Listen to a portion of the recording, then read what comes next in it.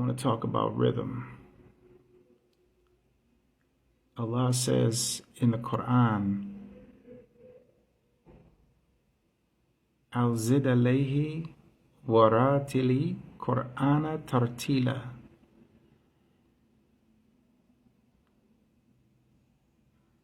Like, the last part of that ayat is recite the Quran in a measured way, right? And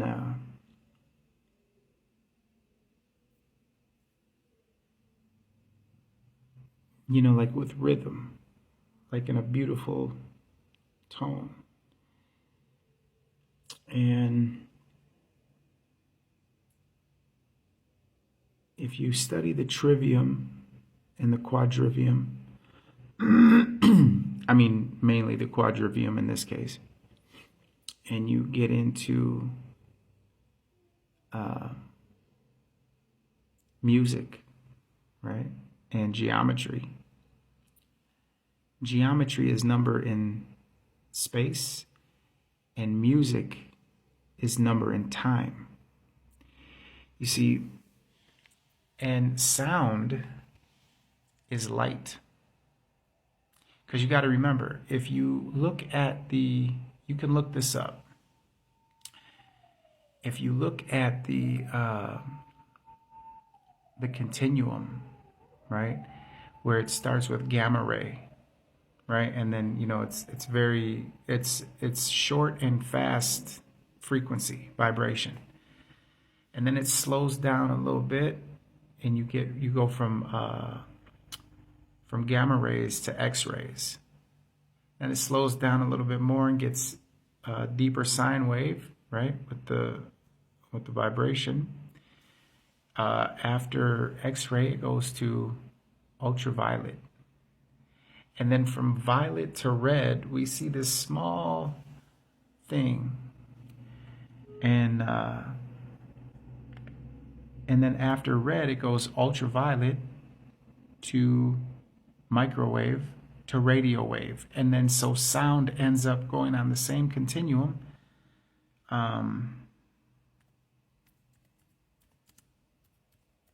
just at the other extreme, right? And so I thought that was interesting, right? Let me see if I could pull up a picture here, right here. Right? No. All right.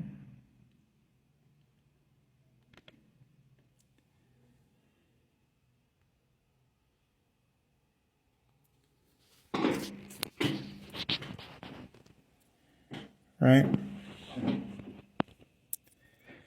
So as you can see, on one end, it's gamma rays, X-rays, ultraviolet, and then there's a small band of visible light that we can see, and then it goes from infrared, microwave, to radio wave. So as you can see, on this end of the spectrum, it starts off with light, and over here, it goes to sound. And so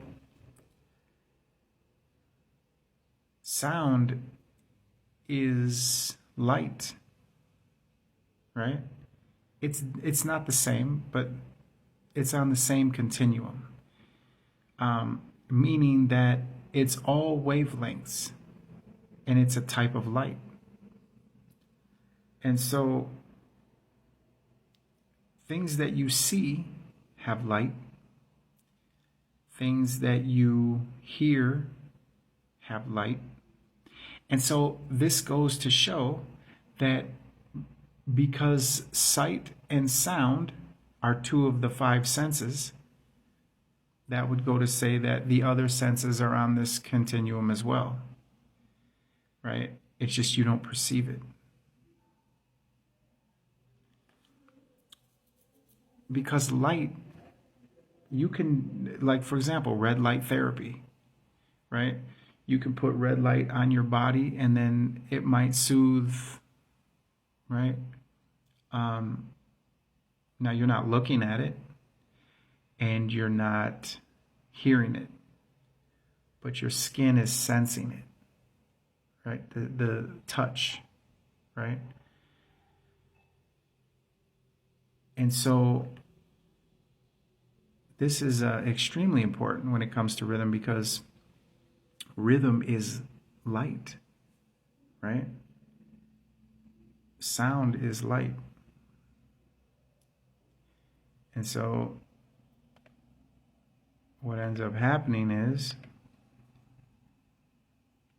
Allah says, وَرَاتِلِ الْقُرْآنَ تَرْتِيلًا, right? Recite the Quran with like a beautiful tone. And if you notice, all of the functions of tajweed and tartil, it's in nature. Like, you see these things in nature. If you see a vein, it naturally, right, squiggles in your body. It doesn't just go in a straight line, right? And when you see a river naturally form, it meanders. It doesn't just go straight. For the most part, rivers meander. There might be parts of a river that are straight, but the overall thing of a river is that it will meander, right?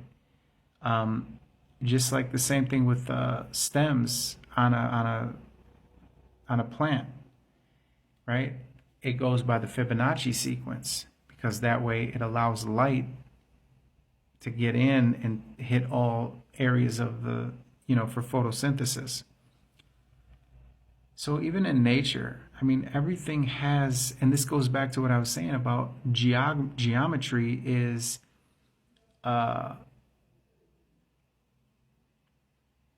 number in space. Music is number in time. And so, and I'd have to make another video about Platonic solids and the role that those things play as well. But it's just interesting that